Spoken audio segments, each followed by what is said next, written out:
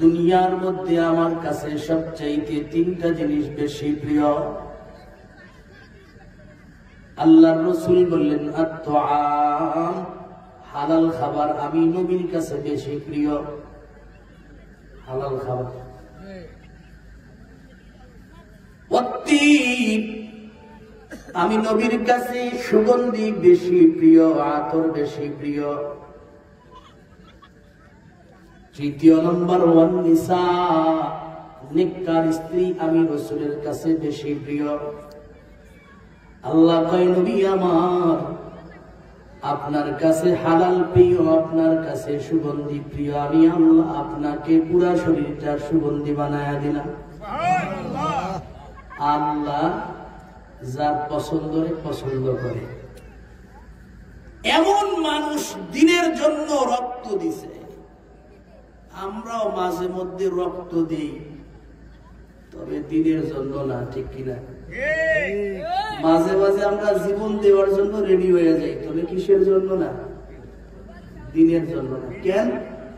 আপনারা রাগ হয় না? সাহাবারা দিনের জন্য জীবন দিছে, রাসূলের অর্ডার ফলো করতেছে, তাই না? আমরাও জীবন দেই, আমরা রাসূল চিনতে চাই না, আমরা আল্লাহরে চিনতে চাই না, কিন্তু আমরা নেতা চিনছি। কেন? নেতারে চিনলে ক্ষমতা পাওয়া যায়, ঠিক কিনা? কিন্তু কন্যা এই ক্ষমতা কতদিন? কয়দিনের ক্ষমতা? বেশি দিন। টোটাল জীবন যদি কেউ ক্ষমতায় কাটায় তারপরেও কম। কেমন?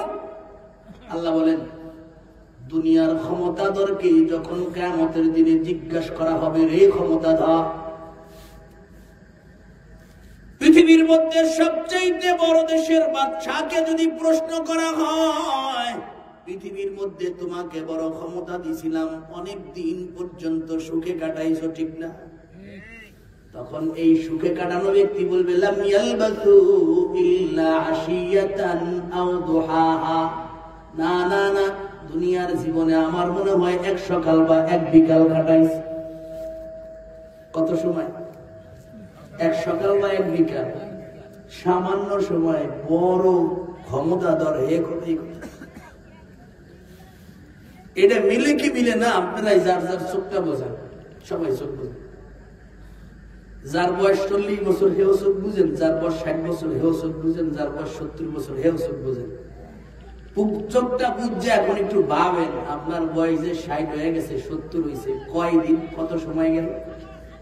দেখবেন আপনারে কয়ে দেবে বেশি না। এখন ঠিক নেই, উত্তর পাওয়া গেছে।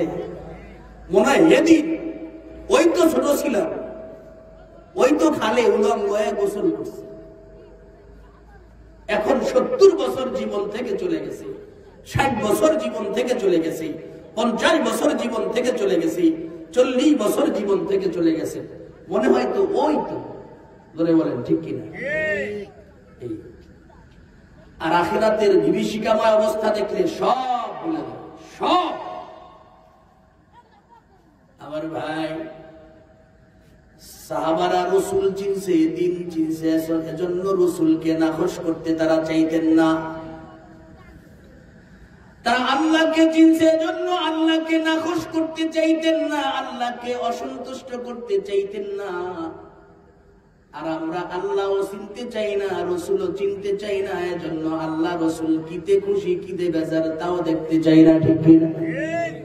অদোস্ত, আল্লাহ আল্লাহর রাসূলকে দোস্ত না বানায়া দুনিয়া থেকে যখন চলে যাব, কোন নেতা বা নেত্রী আমার সাথে যাবেনি, কোন দলের লোক আমার সঙ্গে যাবেনি। হতে পারে তুমি তোমার জীবনে কত মার খাইলা যে নেতার জন্য, ওই নেতা তোমার জানাজার নামাজে আসতে পর্যন্ত সময় নাও পাইতে পারে, তোমাকে জীবনের শেষবার দেখার জন্য নাও আসতে পারে, তোমার কবরটা সে জীবনও নাও চিনতে পারে। হতে পারে তোমার জন্য জীবনে সে দোয়া নাও করতে পারে, ঠিক কিনা? অথচ আখিরাতের বন্ধু, কবরের বন্ধু, হাসরের বন্ধু, পুলসিরাতের বন্ধু, তিনি আর কেউ নয়, তিনি আপনার আমার নবী মুহাম্মদুর রাসূলুল্লাহ সাল্লাল্লাহু আলাইহি ওয়াসাল্লাম। ঠিক কিনা চিল্লায়? আল্লাহর রাসূল উম্মতের বন্ধু, উম্মতের দরদি হযরতে আমেনা বলে, দুনিয়ার মধ্যে কত সন্তান ভূমিষ্ঠ হওয়া দেখলাম। সন্তান যখন মায়ের গর্ভ থেকে ভূমিষ্ঠ হয়, মাকে রক্তাক্ত করে দুনিয়ায় বের হয়, মার পুরা শরীর রক্তে ভিজে যায়। আবার তার পাশে কতজন সান্ত্বনা দেয়, কেউ তেল দেয় মাথায়, কেউ আবার বিভিন্ন ভাবে তার কষ্ট সহজ করার জন্য বিভিন্ন পদ্ধতি অবলম্বন করে। কিন্তু আমার মালিক আল্লাহ আমাকে কেমন সন্তান দিল, যে সন্তান জন্ম হইল আমার শরীর থেকে এক ফোঁটা রক্ত তো দূরের কথা, পানি পর্যন্ত বের হল। দুনিয়ার সন্তান জন্ম হওয়ার পরে দেখতাম কান্না করে, খাবার দেওয়ার আগ পর্যন্ত শুধু কান্নাই করে। কিন্তু আল্লাহ আমাকে কেমন সন্তান দিল, সন্তান দুনিয়ায় আসার পর আমি দেখি আমার সন্তান সিজদারত অবস্থায় আছে। সিজদা অবস্থায় থাকিয়া কি যেন গুনগুন করে, কি যেন গুনগুন করে বলে। আমেনা বলেন, আমি কান পেতে শুনলাম, লক্ষ্য করে শুনলাম, আমার মাত্রই নবজাতক সন্তান জন্ম হওয়া সন্তান বলতেছে, রব্বি হাবলি উম্মতি, আল্লাহ আমার উম্মত গুলাকে তুমি মাফ করে দাও। শুধু কি তাই? জন্মের কথা বললাম, মওতের সময় পয়গম্বরের হয়ে গেছে। রাসূল 3 দিন পর্যন্ত অসুস্থ। রাসূলের ঘর আর মসজিদের মধ্যে ডিফারেন্স, পার্থক্য হলো একটা পার্টিশনের বেড়া। এই পার্টিশনের বেড়া ভেদ করলেই রাসূলের ঘর। অথচ 3 দিন ঠিক মতো রাসূল মসজিদে যাইতে পারে না, কারণ রাসূল অসুস্থ। জ্বর এত অসুস্থ, মাঝে মাঝে রাসূল বেহুশির মধ্যে থাকে, মাঝে মাঝে হুশ আসে। হযরত আয়েশা সিদ্দিকা রাদিয়াল্লাহু তাআলা আনহা বলেন, পয়গম্বরের জ্বরের কারণে বেহুশ হয়ে যায়। যখনই হুশ আসে আমাকে বলে, আয়েশা তু সালাত সালাত, আয়েশা রে নামাজ নামাজ, নামাজের অবস্থা কি সময় গেছে, আমার পানি দাও, অজুর জন্য আমাকে পানি দাও। আয়েশা রাদিয়াল্লাহু তাআলা আনহা বলেন, আমি যখনই পানির লোটা পয়গম্বরের কাছে আনবো, আনার জন্য যাই, আনিয়া দেখি রাসূল আবার বেহুশ হয়ে গেছে। এমন হালাত চলতেছিল 3 দিন পর্যন্ত। আজকে সকালবেলা 8টা বা 8:30 বা 7:30 বা 9টা, এই সময়টা রাসূলের ইন্তেকাল হয়। যেই দিন রাসূলের ইন্তেকাল হয়, সময়টা এমন সময় ছিল, আল্লাহর রাসূল এমন হালাতে, হযরত আয়েশা সিদ্দিকা রাদিয়াল্লাহু তাআলা আনহা বলেন, আমিও রাসূলের কাছে, হযরতে ফাতেমা ও রাসূলের কাছে। এমন সময় হযরতে জিবরাইল আমিন আলাইহিস সালাম দরওয়াজার সামনে এসে সালাম দিলেন। হযরতে জিবরাইল, রাসূল উত্তর দিলেন। জিবরাইল আমিন বললেন, নবী আমার, এই আমি জিবরাইল আপনার কাছে শেষবারের জন্য আসছি, আসার অনুমতি চাই, সুযোগ দেওয়া হবে। হযরতে জিবরাইল আমিন আসছেন, সুযোগ দেওয়া হলো। হযরতে জিবরাইল আমিন রাসূলকে বলতেছেন, মুহাম্মাদুর রাসূলুল্লাহ, আল্লাহর একটা পয়গাম আপনার কাছে নিয়ে আসছি। কি জিবরাইল, মাওলা পাকের পক্ষ থেকে কি পয়গাম নিয়ে আসছো? জিবরাইল আমিন বলে, নবী, আল্লাহ জানতে চেয়েছে আপনি কি দুনিয়ায় থাকতে চান না দুনিয়া থেকে বিদায় হইতে চান। সুবহানাল্লাহ। যদি আপনি দুনিয়া থেকে যাইতে চান, তাহলে কিভাবে যাইতে চান? সশরীরে যাইতে চান, শরীর ধরে নিয়ে যাব জান্নাতে, এভাবে যাইতে চান, নাকি আপনার শরীর থেকে রূহটা কবজ যেমন হয় এমন হয়ে যাইতে চান? আল্লাহর রাসূল জিবরাইল আমিনকে বলে, জিবরাইল রে, কও না আমার উম্মতকে মওলা পাক কেমন করে দুনিয়া থেকে বিদায় দিবে। সুবহানাল্লাহ। নেতা কারে কয়? নেতা কাকে বলে? আর কোন নেতার পিছনে দৌড়ায়?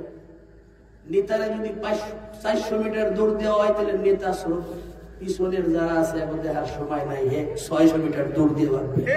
বলেন ঠিক কিনা? জিবরাইল কও না, বলো না আমার উম্মতকে আল্লাহ পাক রব্বুল আলামিন কেমন মৃত্যু দিবে। আমি নবী এমন স্বার্থপর নবী নয়, আমার উম্মতকে এক সূরাতে মৃত্যু দিবে। আর আমি নবী সুযোগ পাইয়া সময় পাইয়া ফাঁকি দিয়া আসমানে চলে যাবো, এমন নবী আমি। জিবরাইল আমিন বলতেছে, আল্লাহর রাসূল আপনার উম্মতের তো আজরাইল আলাইহিস সালাতু ওয়াস সালাম জান কবজ করে নিবে। মুহাম্মদুর রাসূলুল্লাহ বললেন, তাহলে আমাকে এরকম জান কবজ করে নিয়ে যাও, আমি জান কবজ করে মৃত্যু চাই, আমি এরকম দুনিয়া থেকে যাইতে চাই না। অদস্ত আল্লাহর রাসূলের মওতের যন্ত্রণা যখন শুরু হয়ে গেল, আল্লাহর রাসূল বারে বারে বলে, ইয়া আয়েশাতু, ইয়া আয়েশাতু, সাকরাতুল মাউতি হাক্কুন, মৃত্যুর যন্ত্রণা সত্য। আল্লাহর রাসূলের মুখমণ্ডল ঘামায়া ঝরঝর করে ঘাম পড়ে। আয়েশাকে বললেন, আয়েশা রে, আমার পাশে একটা পাত্রের মধ্যে পানি দাও, ঠান্ডা পানি দাও। আমার বুকের উপরে মনে হয় পুরা পৃথিবীর পাহাড় গুলা চাপায়। আমার কাছে ঠান্ডা পানি দাও। আয়েশা রাদিয়াল্লাহু তাআলা আনহা বলেন, আমি একটা ঠান্ডা পানির পেয়ালা রাসূলের পাশে দিলাম। আল্লাহর রাসূল বারবার হাত মোবারক পেয়ালার মধ্যে ঢুকায়া পানি দিয়া মুখের মধ্যে বারবার পানি দেয় ঠিক, কিন্তু তারপরে মুখটা ঘামাচ্ছে। রে বন্ধু, মৌতের যন্ত্রণা সত্য। মৌতের যন্ত্রণা যখন শুরু হয়, আল্লাহর রাসূল সহ্য করতে পারে না। আল্লাহর রাসূল বুঝায়া দিলেন, উম্মত রে উম্মত, মৌতের যন্ত্রণা বড় কঠিন। এই মৌতের যন্ত্রণা যদি পুরা পৃথিবীকে ভাগ করে দেওয়া হতো, পুরা পৃথিবী এই মৌতের যন্ত্রণা অবস্থা বেগতিক হয়ে যেত। কথায় কথায় মনে পড়ে যায়, হযরতে ঈসা আলাইহিস সালাতু ওয়াস সালাম রওনা করছেন মরুভূমি দিয়ে। হাঁটতেছে, হঠাৎ করে তার পায়ের সঙ্গে বড় একটা মাথার খুলি পায়ে বেজে গেল। হযরতে ঈসা আলাইহিস সালাতু ওয়াস সালাম তাকায় দেখে মাথার খুলি, বড় একটা মাথার খুলি। মাথার খুলি দেখে উনি বুঝছেন এটা স্বাভাবিক মানুষের মাথার খুলি না, অনেক বড় মানুষেরই মাথার খুলি। এই জন্য হযরতে ঈসা আলাইহিস সালাতু ওয়াস সালাম মাথার খুলিকে সামনে করে বলল, হে মাথার খুলি, কুম বিইذنিল্লাহ, আল্লাহর হুকুমে জীবিত হয়ে যাও। ঈসা নবীর পাওয়ার আল্লাহ দিয়েছিলেন, আল্লাহর হুকুমে কোনো কিছু কোনো মুর্দাকে জীবিত করতে বললে জীবিত হয়ে যাইত। হযরতে ঈসা আলাইহিস সালাতু ওয়াস সালাম বলতে দেরি, সঙ্গে সঙ্গে মাথার খুলিওয়ালা জীবিত হয়ে গেছে। জীবিত হয়ে হযরতে ঈসা পয়গম্বরকে সালাম দিতেছে। ঈসা পয়গম্বর উত্তর দিয়া বলল, রে ভাই, তোমার নাম কি? কয়, আমার নাম হলো গিয়া সাম ইবনে নূহ, মানে আমার নাম হলো সাম, বাবার নাম হলো নূহ। বাবার নাম কি? নূহ। আপনারা জানেন হযরতে ঈসা আলাইহিস সালাম, হযরতে নূহ আলাইহিস সালামের 4টা ছেলে ছিল, তার মধ্যে একটা সাম। হযরতে ঈসা আলাইহিস সালাম বললেন, রে সাম, তোমরা তো হযরত ইব্রাহিম পয়গম্বরের আগেকার ছিলা, কিন্তু কও না তোমার মুখের দাড়িগুলা কেমন করে পাকলো, মাথার চুল কেমন করে পাকলো? কারণ হযরত ইব্রাহিম পয়গম্বরের আগে কোনো চুল পাকা, দাড়ি পাকার কোনো দস্তুর ছিল না, নিয়মই ছিল না। যেরকম ফিরাউন পানিতে ডুবে মরার আগে, কোন মানুষ পানিতে ডুবলে মারা গেলে আর কোন সময় ভাসতো না, কিন্তু ফিরাউন পানিতে ডুবার পর সম্প্রদায় কয় আমার আল্লাহ পানির দেশের মধ্যে যোগাযোগ করতে গেছে, মরে ফিরাউনের অনুসারীরা কয় আমার আল্লাহ পানির নিচে একটা জগৎ আছে, এই জগতের লোকের সঙ্গে দেখা সাক্ষাৎ করতে আছে। আল্লাহ কয় কেমন দেখা হইতেছে? আমি আল্লাহ দেখায় দিলাম। ফিরাউন এখন পানির দেওয়া সরছে। হযরত ঈসা পয়গম্বর বললেন, রে সাম ভাই, কও না তোমার মুখের দাড়িগুলা, তোমার মাথার চুলগুলা কেমন করে পাকলো? কয় আমার মাথার চুল, আমার মুখের দাড়ি মৌতের যন্ত্রণায় পেকে গিয়েছে। বিভিন্ন কথা হলো, দীর্ঘ কথার পর হযরতে ঈসা আলাইহিস সালাতু ওয়াস সালাম বললেন, রে ভাই সাম, দুনিয়ায় কি বাঁচতে চাওয়ার কিছু? এলে আমি আল্লাহর কাছে দরখাস্ত করি। হযরতে সাম বলে, পয়গম্বর কন্যা, তার আগে আমি দুনিয়ায় যদি বেঁচে থাকি তাহলে কি আবার আগের মতো মরা লাগবে? তাইলে মাফও চাই, দোয়াও চাই, আমি আর দুনিয়ায় থাকতে চাই। অবন্ধুর সামনে কিন্তু এমন মরুতের কষ্ট আমাদের আছে, জোরে বলেন আছে কি নাই? আরো জোরে বলেন আছে কি নাই? মরা লাগবে না এমন কোন মানুষ আসেনি? মনে কয় মরা লাগবে না, কিন্তু বাস্তবে না মরে পারা যাবে না। মনে কোনো সময় কয় না তুমি মারা যাবা। মৃত্যু পথযাত্রী ব্যক্তি, তার মনেও কয় না তুমি মারা যাবা, কিন্তু লোকটা আগামীকাল সকালবেলা মারা যাবে। এই লোকটার মনে বলে না, মনে হয় না, মনে স্বীকারও করতে চায় না। অবন্ধু, অতএব দুনিয়ায় এমন একটা দিন আসবে যেদিন আমি দুনিয়া থেকে বিদায় নিব। কবরে যখন যেদিন রওনা করব, কবরে যাওয়ার দিন মনে হয় কমপক্ষে 8-10 দিন পর্যন্ত খোলাপান কবরের মধ্যে থাকবে। আমার সাথে থাকবে না? কোনটাও থাকবে না। ছোটটা বেশি ভালোবাসে তো, ওরা থাকবে না। মায়েরা তো বাপ মারে খুব বেশি ভালোবাসে, আর 2-1 জন মনে হয় যাবে। বরং বাবা যখন দুনিয়া থেকে চিরবিদায় নেয়, মা যখন দুনিয়া থেকে চিরবিদায় নেয়, সন্তানরা বলে, দেখ বাবারে দেখলে ভয় লাগে, বাবারে যেন কেমন কেমন দেখা যায়। আগে তো এমন দেখা যাইতো না, এখন কেমন যেন ভয়ানক ভয়ানক চেহারা হয়ে গেছে। স্ত্রী কয়, তোমরা কেউ যাইও না, তোমরা যদি আমাকেই লাশ রেখা যাও তাহলে আমার রাতে ঘুম হবে না। অথচ সকলে চাইবে কেমন করে কবরস্থ করা যায়। মৌতের সংবাদ হওয়ার পর সবাই ব্যতিব্যস্ত হয়ে যাবে, যাও কবর খুঁজো। কাউকে বলা হবে যাও তাড়াতাড়ি যাও, না হলে দোকান বন্ধ হয়ে যাবে, তাড়াতাড়ি কমপক্ষে কাপড়ের কাপড়গুলা নিয়ে আসো, যাও হাট বন্ধ হয়ে যাবে, এই বিকালের মধ্যে বাস 2-3টা নিয়ে আসো, লেট করো না, দেরি করলে সমস্যা। বলেন ঠিক কিনা? আর মানুষের জন্য হবে মনে হয়, আমাদের জন্য হবে, অন্য মানুষের জন্য হবে, আমাদের জন্য না, সবার জন্য তো। তাড়াতাড়ি গোসল দিয়া ফেলাও। কয় শরীরের মধ্যে শীতের দিন মারা গেছে, মোটা কাপড় কয় কেচি দিয়া কাইটা ফেলাও, কাপড় চুপড়ের অভাব নাই, কাইটা ওই পাশে ফালায় দাও, নাইলে খালে বাসায়। জোরে বলেন ঠিক কিনা? কিসের মহাব্বত, কার লাগিয়া এত কান্নাকাটি, কার লাগিয়া এত দৌড়াদৌড়ি, কার জন্য এত কিছু রে বন্ধু? কিছুই আমার না। মালিকের ডাক দিলে দুনিয়ায় কেউ রাখতে পারবে না, আর থাকাও যাবে না। জোরে বলেন ঠিক? এত কিছু করলাম, জীবন যৌবন সব নষ্ট করলাম, আমার আল্লাহ তার ঘর থেকে ডাক দেয়, হাইয়া আলাস সালাহ, রে যুবক আয় নামাজের জন্য আয়, রে যুবক হাইয়া আলাল ফালাহ, কল্যাণের জন্য আয়। আল্লাহ নামাজের জন্য ঘর থেকে, আল্লাহর ঘর থেকে ডাক দেয়, হাইয়া আলাল ফালাহ, ও আমার বান্দি রে, দুনিয়ার কাজ বাস রাইখা আমি আল্লাহর কুদরতি কদমে সেজদা, এখানেই শান্তি পাবে। এটার মধ্যেই সফলতা আছে? না না, তুমি দুনিয়ার কোন কাজে ব্যস্ত তার মধ্যে সফলতা নাই। আমি আল্লাহর কুদরতি কদমে সেজদায় আসো, সফলতা পাইবা।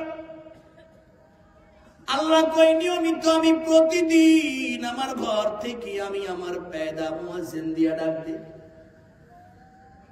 আমার পেদা মুয়াজ্জিন দিয়া ডাক দিই, ডাক দেয় দেখো মুয়াজ্জিন না,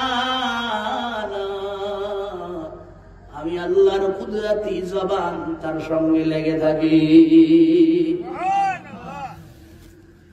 অতএব তোমাকে এত টাকা ডাকলাম, প্রতিদিন 5 বার ডাকি, এমন মাস গেল, বছর গেল, যুগ গেল, জীবন গেল, আইলি না, আইলি না।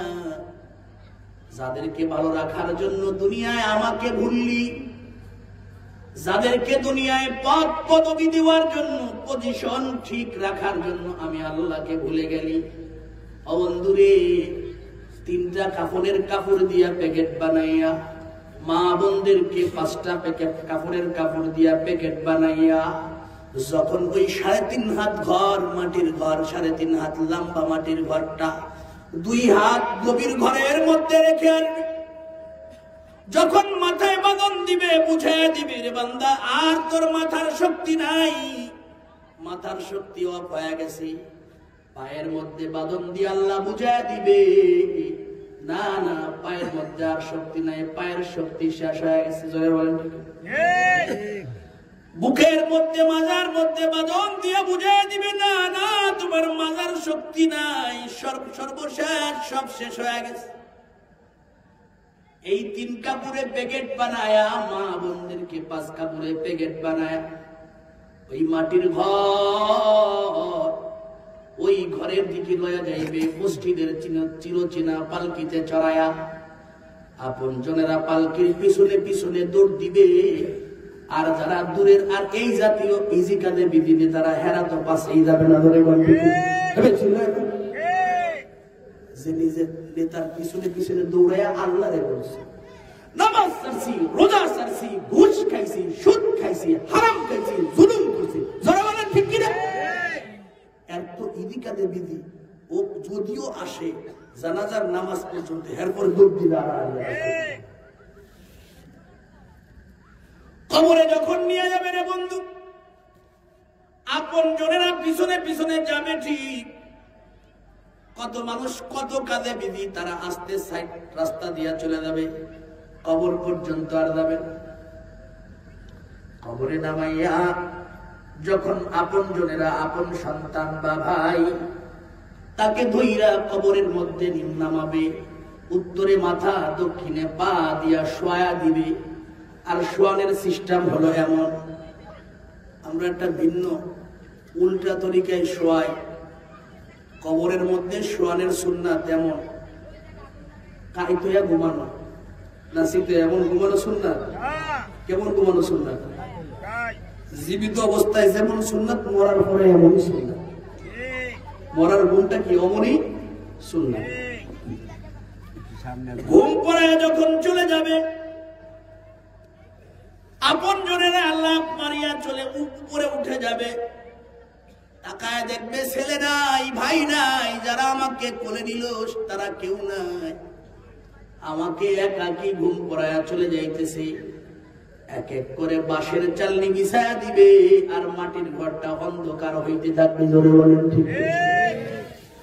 তারপরে যখন মাটি দিবে, যতই মাটি দিবে, স্পষ্ট দিনের বেলা সূর্যের কিরণে পুরা পৃথিবীকে আলোক উজ্জ্বল করে রেখেছিল, কিন্তু এমন সময়ও কবরের উপরে মাটি দিলে পুরা কবরটা অন্ধকারাচ্ছন্ন হয়ে যাবে। ধরে বলেন ঠিক। আমার দোস্ত, অন্ধকার কবরের ভিতরে তাকায় দেখবে কেউ নাই, কেউ নাই, কেউ নাই, আপন বলতে কেউ নাই। আমি চতুর্দিকে তাকায় দেখি অন্ধকার, অন্ধকার, অন্ধকার, চতুর্পাশে মাটি আর পোকামাকড়ের ঘর, কিছু নাই, আপন জনেরা কিছু নাই, কেউ নাই।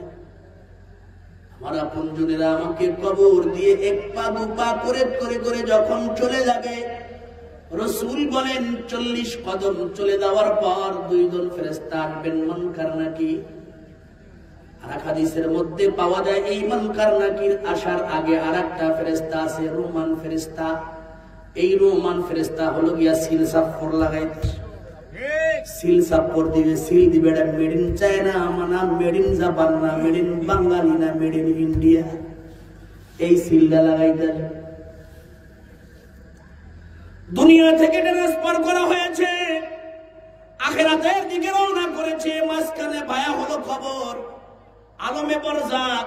আলমে বরজাকে আসার পর রোমান ফেরেশতারা একটা সিল সাফর লাগায়া দিবে, আর তাদেরকে বলা হবে এটারে এই সিল লাগায়া দাও, ওইটাকে ওই সিল লাগায়া দাও, যাতে করে পরবর্তী ফেরেশতা আসতে তাকে চিনতে যেন দেরি না হয়।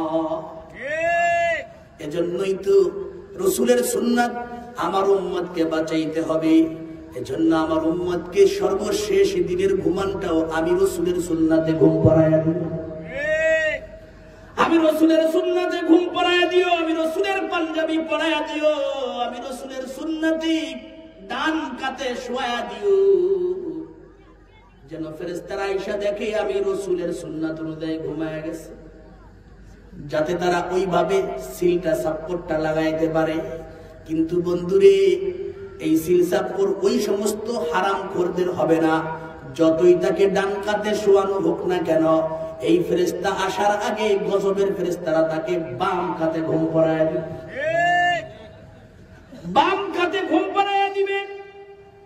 ডান দিকে কিবলার দিকে মুখ থাকবে না, কিবলার দিকে মুখ থাকবে না। হাজারো উদাহরণ আছে, কতটা উদাহরণ নিবেন। হযরতে বাইজিদ বুস্তামি রাহমাতুল্লাহ আলাইহির দরবারে একজন কাফন চোর রাতের বেলা বাইজিদ বুস্তামি রাহমাতুল্লাহ আলাইহির খানকায় আয়েশা কান্না শুরু করে দিছে। আল্লাহর ওলি বাইজিদ বুস্তামি রাহমাতুল্লাহ আলাইহির খানকায় আয়েশা কান্না করে। কিও বাইজিদ বুস্তামি রাহমাতুল্লাহ আলাইহি বলতেছে, রে কান্না করো কেন? কয় হুজুর, আমি বড় হারামখোর, জীবনে বড় অন্যায় করেছি, হারাম কাজ করেছি, আমার বড় ভয় হইতেছে আল্লাহ কি আমাকে মাফ করবে। পুরো শরীরের মধ্যে ভাইব্রেশন শুরু হয়ে গেছে, কাঁপতেছে, এত ভয়, এত কান্না। হযরতে বাইজিদ বুস্তামি রাহমাতুল্লাহ আলাইহি তো আল্লাহর ওলি, এই কাফন চোরের পরিচয় না জানিয়াও তারপরে বুকের সঙ্গে মিলায় কয়, বাবারে এত কান্না করিস না, একটু বন্ধ কর, কি হইছে বুঝায় কর। কাফন চোরায় কয়, আল্লাহর ওলি, আমি জীবনে 2000-এর বেশি কাফন চুরি করেছি, এই অন্যায়কে আল্লাহ মাফ করবে। কাজটা কি একদিনেই করেছো? কয় না, আমি কামাই শুরু করছি কাফন চুরি কইরা বাজারে বিক্রি করে, এটাই হলো আমার কামাই, রোজগার শুরু হয়ে গেছে। তাহলে আজকে এত গভীর রাত্রে কেন? কয় হুজুর, আজকে আমি আমার অভ্যাস অনুযায়ী আজকে একটা কবর খুঁজলাম। কবর খোঁজার পর যখন বাঁশ উঠাইলাম, কাফন ধরবো, তখন তাকায় দেখি লোকটার মুখ হলো গিয়া বাম কাইতে, পূর্ব দিকে ফিরানো, পশ্চিম দিকে না, কিবলার উল্টা দিকে ফিরানো। কই তুমি এমন দেখেছো? আর কি দেখেছো? কয় হ, আমি আমার জীবনে যত কাফন চুরি করেছি, প্রায় 2000-এর বেশি কাফন চুরি করেছি, 1-2 জন বাদে সব মুর্দাকে আমি এমন অপোজিটে দেখছি, ভিন্ন দিকে মুখ ফিরানো দেখছি। কয় তারপর দেখার পরে তো তুমি দেখো, তাহলে তুমি কেন ভয় পাইলা? কয় আমি কাফন যখন খুললাম, শরীর থেকে তাকায় দেখি কাফনের মধ্যে কোনো মানুষ না, একটা শুয়ার ভরা। অথচ আল্লাহর ওলি, তার কবরের সময় আমি ছিলাম, তাকে আমি চিনি, তার জীবদ্দশায় তার সঙ্গে বহুবার কথা হয়েছে, বহু জায়গায় চলাফেরা করেছি, সে আমার পরিচিত। তারপরে যেদিন আজকে মারা গেল, আজকে তার জানাজায়ও ছিলাম, তাকে কোথায় কবর দিল, কেমনে দিল, তাও ম্যাপ করলাম, রাতের বেলা আসবো বলে। কিন্তু যখন তার কবর খুঁজলাম, কাফন খোলার পর তাকায় দেখি লোক না, কোনো মানুষ নাই, একটা শুয়ার ভরা। আমার ভিতরে ভয়, শুধু শুয়ার হইলে তো হইতো, জিহ্বাটা বের করা, জিহ্বা নাভি পর্যন্ত বের করা। এই অবস্থা দেখে নিজেকে কন্ট্রোল করতে পারি নাই, এজন্য আপনার কাছে আসলাম, আমাকে কি আল্লাহ মাফ করবে?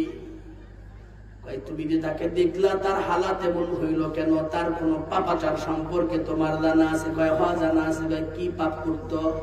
কয় সে বেশি বেশি নেশা পান করতো, মদ খাইতো, নেশা জাতীয় খাবার খাইতো।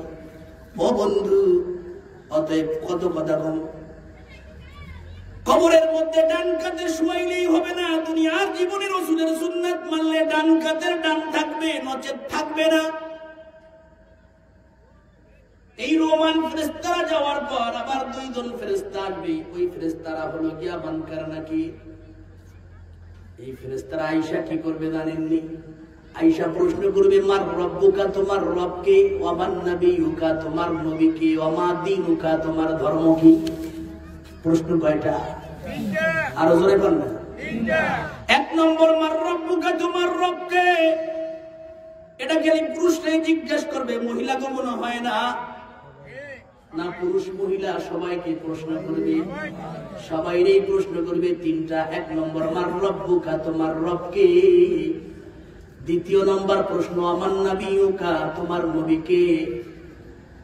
আমা দীনুকা, তোমার ধর্ম কি ছিল? প্রশ্ন তিনটা, চতুর্থ কোনো প্রশ্ন নাই। এক নম্বর আল্লাহর পরিচয় চাইবে, দ্বিতীয় নম্বর নবীর পরিচয় চাইবে, তৃতীয় নম্বর ধর্মের পরিচয় চাইবে। ধরে বলেন ঠিক কিনা?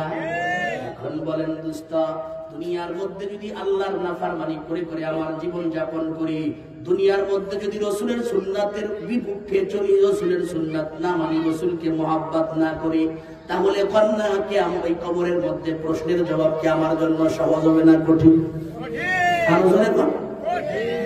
কঠিন থেকে কঠিন। এজন্য সাহাবারা রাসূল চিনছে, আল্লাহরেও চিনছে, ধর্ম চিনছে। রাসূলরা ধর্মের জন্য জীবন পর্যন্ত দিছে, রক্ত দিছে। আপনার আমার নবী, যে নবীর শরীর ছিল মোবারক, যে নবীর উপরে মাসা মাসি পর্যন্ত পড়া হারাম, এই নবীও দিনের জন্য দাঁত মোবারক শহীদ করে দিয়েছেন। জোরে বলেন ঠিক কিনা? এজন্য আমার মুরব্বী বাবারা, যুবক ভাইরা, পর্দার অন্তরালের মা ও বোনেরা, দুনিয়ার নেতা চিনা লাভ নাই, রাসূলকে চিনো। দুনিয়ার ক্ষমতার পিছনে পড়ে লাভ নাই, আল্লাহর গোলাম হয়ে দুনিয়া থেকে বিদায় নেওয়ার ফিকিরে থাকি। জোরে বলেন ঠিক কিনা? আল্লাহর গোলাম হয়ে লাভ আছে। আল্লাহর গোলাম হওয়া দরকার, আল্লাহর বান্দি হওয়া দরকার। আল্লাহর গোলাম যদি মারা যায়, আল্লাহর বান্দি যদি মারা যায়, আল্লাহর নেককার বান্দা, নেককার বান্দি যদি মারা যায়, আল্লাহর রাসূল বলেন নেককার যদি মারা যায়, তাহলে দুনিয়া পর্যন্ত নেককারের বিরহে কান্না করে। দুনিয়ার আকাশ কান্দে, দুনিয়ার বাতাস কান্দে, দুনিয়ার গাছপালা দুর্লতা সকলে কান্দে, কারণ নেককারের জন্য সকলে খুশি হয়। নেককার হলো দুনিয়ার মধ্যে নশার মতো, বরের মতো। নেককাররা দুনিয়ায় কিসের মতো? বরের মতো। যেরকম বর যাত্রী খাইতে গেলাম, যদি এইখানে বর পালায়া দেয়, তাহলে যাত্রীর ভ্যালু আসেনি, যাত্রীর দাম আসেনি। বর যদি চলে দেয়, তাহলে আমরা যদি 100 যাত্রী থাকি, তাহলে বর যায় যাও, আমরা খাইয়ে খেয়ে যাবো না। এমন কোন বলদ আছে? আরে বর চলে গেলে আমার মতো আছে। নেককার হলো বর, নেককার মারা গেলে পুরা দুনিয়া কান্না শুরু করে দেয়। নেককার মারা গেলে দুনিয়ার সব মাখলুক গুলা কান্না করে দেয়। নেককারের বিরহে সকলে কান্দে। নেককারের জন্য আল্লাহ জগৎ ঠিক রাখছেন, বদকারের জন্য আল্লাহ জগৎ ঠিক রাখে নাই। জোরে বলেন ঠিক কিনা? নেককার হওয়া দরকারের জন্য আলা ইয়া সাকিনাল কসরিল মুআল্লা সাতুদফানু আন করিবিন ফিত তুরাবি লাহু মালাকুন ইউনাদি, লাহু মালাকুন ইউনাদি কুল্লা ইয়াউমিন লিদুলুলিল মাউতি ওয়া আবলুলিল খারাবি কলিলুন উমরিনা ফি দারে দুনিয়া আমরজিনা ইলা বাইতিত তুরাবি। প্রতিক্ষণ প্রতিদিন কবরের মাটি আপনাকে আমাকে ডাকে। প্রতিদিন একজন ফেরেশতা আমাদেরকে আহ্বান করে আর বলে, রে আল্লাহর জালেম, আল্লাহর নাফরমান, দুনিয়ায় ভালো করে চল, তোর কিন্তু যে কোনো সময় মৃত্যু হয়ে যাবে। এই দুনিয়ায় অট্টালিকায় থাকলেও তার থেকে তোকে নামানো হবে। এর আল্লাহর নাফরমান, দুনিয়ায় চলার সময় বুঝে শুনে চল। মাটি বলতে থাকে তুই যে আমার উপরে অহংকার নিয়ে চলস, লাভ নাই, লাভ নাই। বেশি দিন চলতে পারবি না, কয়েকদিন পরে আমার মধ্যে ঢুকবি, তখন তোর সমস্ত পাপাচার, অত্যাচার, গুনাহ, জুলুম সব মিটাইয়া দিব। এজন্য খবরদার ফিকির মান হই, একটু চিন্তা করি, ধরে বলবো ঠিক, একটু চিন্তা করে শুনি। না না, কিছু নাই, কিছু নাই, সব ধ্বংস হয়ে গেল। যে বাবার ঔরসে আসলাম, বাবা কবরে ঘুমায়। যে দাদার ঔরসে আমার বাবা আসলো, দাদাও কবরে ঘুমায়। দাদা যে ঔরসে আসলো, সেও কবরে ঘুমায়। দাদার বাবা যে পেটে আসলো, সেও কবরে ঘুমায়। আমার বাবা যে পেটে আসলো, এও কবরে ঘুমায়। আমি যে পেটে আসলাম, সেও কবরে ঘুমায়। কোন দিন না জানি আমি কবরে চলে যাই। জোরে বলেন ঠিক কিনা? মৌতের চিন্তা যত বেশি ছেড়ে দিছি, ততই দুর্গমদের মধ্যে অন্যায় আমাদের মধ্যে শুরু হয়ে গেছে। বাড়ি পাকা করার ফিকির আমাদের আছে, কিন্তু কবরটা জান্নাতের বাগান হওয়ার ফিকির আমাদের নাই। ও বন্ধু, বাড়ি যদি পাকাও হয়, শরীরে যদি রোগ হয়, তাহলে এই বিল্ডিং এর মধ্যে থাকলে কি মজা লাগে?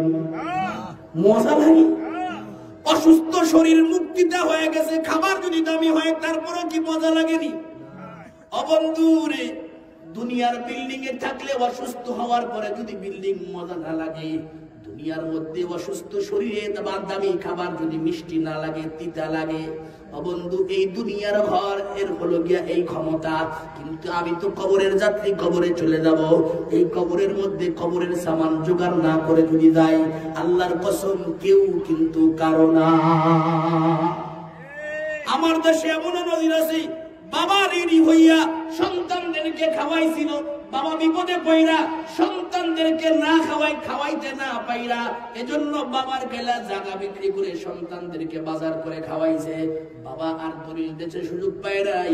বাবা দুনিয়া থেকে চলে যাওয়ার পর সন্তানদেরকে বলা হলো, রে ভাই, তোমার বাবা আমার কাছে এই জমি বিক্রি করছে, দলিল দাও। বাবা তো চলে গেছে, কয় কবর ওই যে যাও, ওখানে যায় দলিল যাও। আমরা জানি না দলিল দিব না, আছে কিনা? আছে কিনা? লাভ নাই, লাভ নাই। এজন্য নিজের আমল ঠিক করতে হবে, কেউ ঠিক করে দিবে না। সন্তান কিন্তু বিপদে পড়লে আমারে চিনে না, মেয়েও আমাকে বিপদে পড়লে চিনবে না। এটা হলো দুনিয়ার হালাত। আর মৌতের পরে তো আরো দূরের কথা। এজন্য নিজে ঠিক হয়ে যাইতে রাজি আছেন ইনশাআল্লাহ? এই যে আল্লাহর খবরে ইমানদার মুসলমান হয়ে যাইতে রাজি, আল্লাহকে একটু হাত দেখায়। আল্লাহ পাক্কা মুসলমান ইমানদার গুণমুক্ত জীবন বানায় কবরে ডাক দিয়া নিও, চিল্লায়া বলনা আমিন। আরো জোরে হবে আমিন। আমার ভাই, আমি আপনাদের সম্মুখে কোরআনুল কারীমের একটা আয়াত পড়ছিলাম আর রাসূলের একটা হাদিস পড়ছিলাম, চাইছিলাম এদিকে একটু আলোচনা করব। বক্তা আসার আগে এদিকে একটু যাই। আল্লাহর রাসূল বলেন, আল মারআতু ইযা সাল্লাত খামসাহা আসামাত শাহরাহা ওয়া তাআত বালাহা তাদখুলনাল ওয়া তাআত বালাহা ওয়া হাফিজাত ফারজাহা। মানুষ উৎপাদন হওয়ার মেশিন, গোডাউন হলো মা জাতি। জোরে বলেন ঠিক আছে? মানুষ উৎপাদন হওয়ার গোডাউন কি? মায়ের জাতি। মা যদি ভালো হয়, সন্তান অনেকটাই ভালো হয়। এমন ইতিহাস আছে, বাবা খারাপ কিন্তু মা ভালো, এই মার সোহবতের কারণে সন্তান ভালো হয়ে গেছে। আছে না এরকম ইতিহাস? মায়ের কারণে সন্তান ভালো হয়ে গেছে, নবীরা পর্যন্ত। হযরত ইব্রাহিম পয়গম্বরের মা ভালো ছিলেন, বাবা তো কাফের হয়ে পড়ছে। এজন্য মায়ের জাতি ভালো হওয়া দরকার। আল্লাহর রাসূল বললেন, রে মহিলারা, আমাকে যখন জাহান্নামে নেওয়া হলো, জাহান্নাম ঘুরায়া ঘুরায়া জিব্রাইল আমিন আর মিকাইল আমাকে যখন দেখায়, আমি জাহান্নামের পাশ দিয়া যাই, দেখে কিছু মহিলার চুলকে কোটা দিয়া বাঁধাইয়া ঝুলাইয়া রাখছি। আমি জিব্রাইলকে জিজ্ঞেস করলাম, রে জিব্রাইল, কও না এই মহিলা কারা, যাদের চুলকে কোটা দিয়া ঝুলাইয়া রাখছে? চিৎকার মারতেছে, কেউ তার চিৎকারও শুনে না। চুলে ঝুলান্ত, আর যদি তার বডিটা অনেক মোটা হয়, আল্লাহর রাসূল বলেন জাহান্নামীদের বডিটা অনেক মোটা হবে, স্বাস্থ্যটা গজবী স্বাস্থ্য হবে। কয় কেমন গজবী স্বাস্থ্য? কয় জাহান্নামী যদি বসে যায় মা বাইনাল মক্কা ওয়াল মদিনা, মক্কা এবং মদিনার মাঝখানে যতটা জায়গা অতটা জায়গাটা পূর্ণ হয়ে যাবে জাহান্নামী বসে গেলে। অথচ মক্কা থেকে মদিনার দূরত্ব 350 থেকে 400 কিলোমিটার। এত বড় গজবী দেহ আল্লাহ তাআলা জাহান্নামীদেরকে দিবেন। এই মহিলাকে যদি চুল ঝুলায় রাখা হয় অবস্থা কি? জিবরাইল আমিনকে বলে, রে জিবরাইল, এদের আত্মচিৎকার তো আর সহ্য হয় না। এই মহিলা কারা? এমন চিৎকার করতেছে অন্তর কান্দে। বলো না এই মহিলা কারা? কি অন্যায়ের কারণে চুল দিয়া কোটা বাঁধায় ঝুলায় রাখছে? জিবরাইল আমিন বলে, নবী, এ হলো ওই সমস্ত মহিলা যে সমস্ত মহিলারা চুলের দ্বারা গুনাহ করছে। চুলের দ্বারা আবার কেমন করে গুনাহ হয়? এই চুলকে আকর্ষিত বানায় পরপুরুষের সামনে চুলকে উপস্থাপন করেছে। এই চুল দ্বারা পরপুরুষকে আকৃষ্ট করেছে। এজন্য এই চুলের দ্বারা আল্লাহ পাক তাকে শাস্তি দিচ্ছে। চুলের মাসলা আসার পরে একটা মাসলা কয়ে দেই, আমাদের মা বোনরা অনেকে আছে মাথায় চুল আশ্রয় আশ্রয় আশ্রয় অবশিষ্ট আশ্রয়ের পরে যে চুলগুলো আশ্রয় রেখে দেয়, আছে না? এরপরে ফেরিয়ালার আসলে এক কাছে বিক্রি করে। বিক্রি করা হারাম। বিক্রি করা কি হারাম? ভালো করে শুনেন, মায়েরাও শুনেন। মাথার চুল আশ্রমের পরে অবশিষ্ট যে চুল আসে এটা জোগায়া জোগায়া গুছায়া গুছায়া যে বিক্রি করেন, এটা বিক্রি করা হারাম। এই হারাম বিক্রি করার যে মাল, ওই টাকা খাওয়াও হারাম। হযরত জিবরাইল আমিন বললেন, পয়গম্বরেরা চুলের দ্বারা গুনাহ করে। আল্লাহর রাসূল বললেন, আমি সামনে গেলাম, তাকায় দেখি কিছু মহিলার পেটের সঙ্গে কোটা দিয়া ঝুলানো। আমি বললাম, জিবরাইল, এই কিছু মহিলার পেটের সঙ্গে কোটা দিয়া ঝুলানো, কিছু মহিলার বুকের সঙ্গে কোটা বাজায়া ঝুলায় রাখছে, কারা?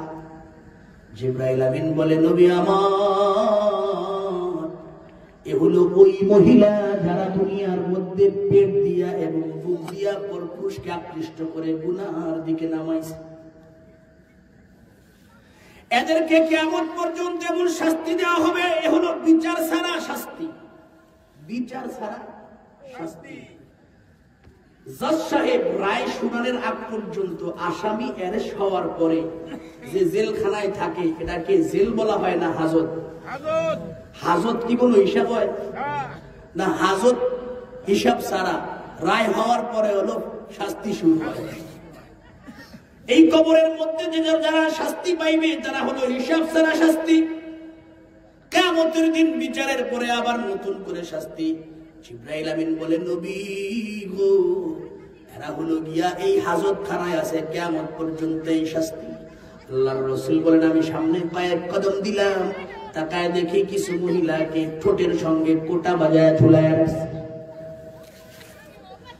আল্লাহর রাসূল বললেন, রে জিবরাইল, ঠোঁটের সঙ্গে কোটা বাজানো কেন? এ দোষ, অনেক শাস্তি, বড় কঠিন শাস্তি, সহ্য হয় না। জিবরাইল আমিন বললেন, নবী, এই সমস্ত মহিলারা এই ঠোঁট দিয়া গুনাহ করত। ঠোঁট দিয়া কথা বলে গুনাহ হয়। ঠোঁট সাজায়া পরপুরুষকে আকৃষ্ট করলে গুনাহ হয় না? হয় না? আরো জোরে বলেন, হয় কি হয় না? আল্লাহর রাসূল বললেন, জিবরাইল, এই অন্যায়ের কারণে তাদেরকে ঝুলায় রাখছে। হ্যাঁ রাসূল, ঝুলায় রাখছে। আল্লাহর রাসূল দুনিয়ায় আসার পর মহিলাদেরকে ডাক দিয়া বললেন, ও আমার মহিলা উম্মতেরা রে, ও আমার মক্কার মা বোনেরা রে, জাহান্নাম ঘুরে ঘুরে দেখেছি, জাহান্নামের মধ্যে পুরুষের তুলনায় মহিলাদের সংখ্যা বেশি। অতএব তোমরা আল্লাহর রাস্তায় বেশি বেশি দান করো, আল্লাহর রাস্তায় দান করো, আল্লাহর গোলামি বেশি বেশি করো। আল্লাহর রাসূল সংক্ষেপে 4টা কথা বলে দিলেন। কোন মহিলা যদি এই 4টা গুণী হয়ে যায়, জান্নাতের 8টা দরজা, 8টা দরজায় তাদেরকে জান্নাতের দিকে ডাকবে। আল্লাহর রাসূল বলেন, আল মারআতু ইযা সাল্লাত খামসাহা, মহিলারা যদি 5 ওয়াক্ত নামাজ ঠিকমতো পড়ে, 5 ওয়াক্ত নামাজ ঠিক মতো পড়ার অর্থ হলো আল্লাহ আয়াতের মধ্যে বলেন ফাওয়াইদুল লিল মুসাল্লিন আল্লাযীনা হুম আন সালাতিহিম সাহুন। আল্লাহ কয় সমস্ত মুসল্লিদের জন্য লানত, যারা নামাজ পড়ার ব্যাপারে গাফেল অলস। নামাজ পড়ে ঠিক, কিন্তু এক ওয়াক্তের নামাজ আর এক ওয়াক্তে দেয়া পড়ে। এটা পুরুষের তুলনায় যারা নামাজ, যে সমস্ত পুরুষরা নামাজ পড়ে এই তাদের সংখ্যা এই জাতীয় পুরুষের সংখ্যার চাইতে মহিলাদের সংখ্যা কিন্তু একটু বেশি। নামাজ পড়ে ঠিক, কিন্তু এক ওয়াক্তের নামাজ আর এক ওয়াক্তে একেবারে ঘুরায় ঘুরায় নেয়। এজন্য আল্লাহর রাসূল বললেন আল মারআতু ইযা সাল্লাত খামসাহা, যদি কোনো মহিলা 5 ওয়াক্ত নামাজ ঠিক মতো পড়ে, যখনই আযান দেবে আযান দেওয়ার 10-5 মিনিটের মধ্যে নামাজ পড়া শুরু করে দেন। কয় গোসল করি নাই, গোসল করা ফরজ না। গোসল যদি আপনার উপরে ফরজ থাকে তাহলে ফরজ, আর গোসল যে কারণে ফরজ কিন্তু আপনি জানেন। গোসল আপনার উপরে ফরজ না, যদি আপনার উপরে গোসল ফরজ না হয় তাহলে ওযু করলেই শরীর পাক হয়ে যায়। কাপড় যদি না পাক থাকে ভিন্ন কাপড় পরে নামাজের জন্য ভিন্ন কাপড় বানায় ফেলান। আপনি তো মার্কেটে যাওয়ার কাপড় ভিন্ন বানাইছেন, বাবার বাড়ি যাওয়ার কাপড় ভিন্ন বানাইছেন, জামাই বাড়ি যাওয়ার কাপড় ভিন্ন বানাইছেন, কিন্তু আপনার আকলে কি কয় না নামাজের জন্য একটু ভিন্ন কাপড় বানায়, নামাজের জন্য ভিন্ন কাপড় বানায় রাখেন। আযান হইছে, কাজ বন্ধ করে দেন, কারণ আল্লাহ হলো সবচেয়ে বড়। আল্লাহু আকবার অর্থ কি? আল্লাহ বড় না, খালি আল্লাহ সবচেয়ে বড়। আল্লাহ বড়, আল্লাহ বড়। এক আল্লাহর গোলামি করো, 3 ফরজে ওযু করো, 3 ফরজে গোসল করো, 4 ফরজে ওযু করো, 5 ওয়াক্ত নামাজ পড়ো। ঠিক কি না? 6 ওসুলে বয়ান শুনো, 7 জাহান্নাম ভয়ঙ্কর, 8 জান্নাত খোদার ঘর। যদি চাও বাঁচতে চলে দাও গাছতে, যদি চাও বাঁচতে চলে যাবা কোথায়? গাছতে। আসার আগে আজরাইল, চলে দাও কাকরাইল। আসার আগে আজরাইল, চলে দাও কাকরাইল। আর করো না ভঙ্গি, চলে দাও টুঙ্গি। মুসলিম আমার নাম, ইসলাম আমার গাড়ি, জান্নাত হলো আমার বাড়ি। ঠিক না? আমার বাড়ি কই? জান্নাতে। অতএব ওযু করে ফেলেন, ওযু করে নামাজে দাঁড়ায় যান। নামাজ পড়ার পর আল্লাহর জিম্মাদারি থেকে আপনি খালাস হয়ে গেছেন। কয় হুজুর দুপুরের সময় নামাজ পড়া যায় না, রাতে দেরি হইলো, অমুকের বাপে কেন চিল্লাছেন? আছে না? এই যোহরের নামাজ এই শীতের দিনে বেড়াই মাছ যায়, বেড়াই কথা বলা। অমুকের বাপের গাল যদি নামাজের জন্য শুনতে থাকেন তাহলে থাকেন, কারণ আপনি তো খালি এই জন্য গাইল শোনেন না, আরো কত কিছুর জন্য তো গাইল শোনেন, হ্যাঁ করে তো ফেরেন। আপনি নামাজের জন্য যদি গাইল শোনা লাগে শুনেন, তবে এই গাইলটা বেশি দিন লাস্টিং হবে না। আমার আল্লাহ এমন একটা ফয়সালা করে দেবেন, দেখবেন গাইল আপনার জন্য কল্যাণ বয়ে আনবে। ধরে বলেন ঠিক কিনা? আল্লাহ আল্লাযীনা জাহাদু ফীনা লানাহদিয়ান্নাহুম সুবুলানা ওয়া ইন্নাল্লাহা লামাআল মুহসিনিন।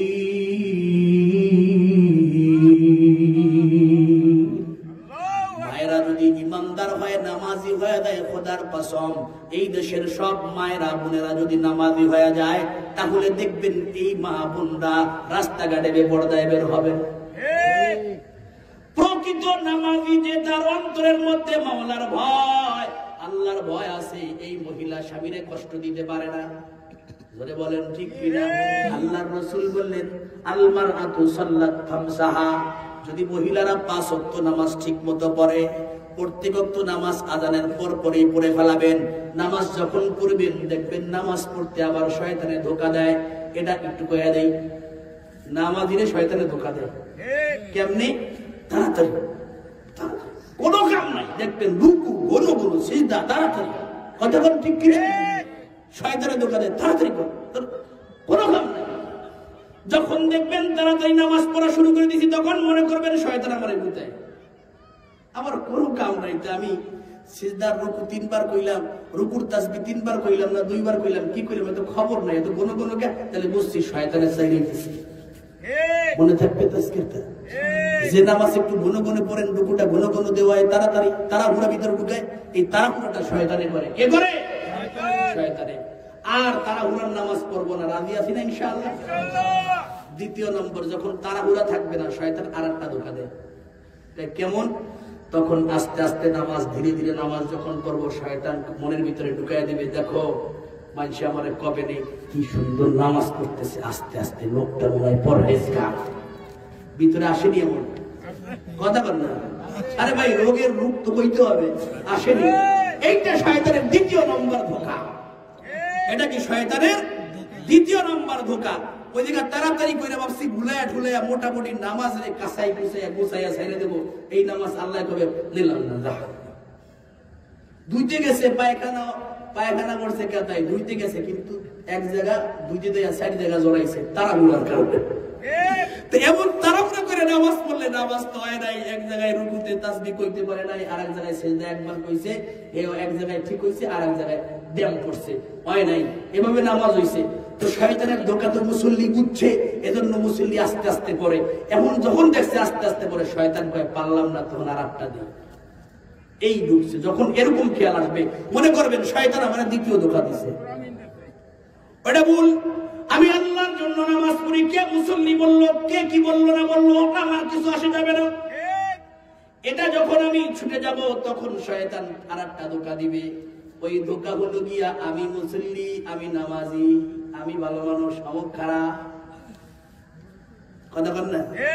নামাজ কালাম পরে আর কয় এই নামাজি তো ভালো নেই, দেখবেন তমুক খারাপ, অমুক খারাপ, সবাই খারাপ। এত মানুষ কে মুসল্লিদের সব উত্তর দাও আছে না, কিছু পাবলিক কথা বল না? তখন শয়তান কয়, তুমি ভালো আর সবাই খারাপ, তুমি ভালো আর সবাই কি খারাপ, খালি এই কইতে তাহলে দাও। কে কেমন কবকে শয়তান কয়, আমি এই কথা তো আল্লাহর কাছে লানত প্রাপ্ত হইছি। বুঝেন না এই কথা? শয়তান কয়, আমি এই কামটা কইলে আল্লাহর কাছে অভিশপ্ত হইছি, আর কোনো কাম না। আমি কইছি আমি ভালো, সবাই খারাপ।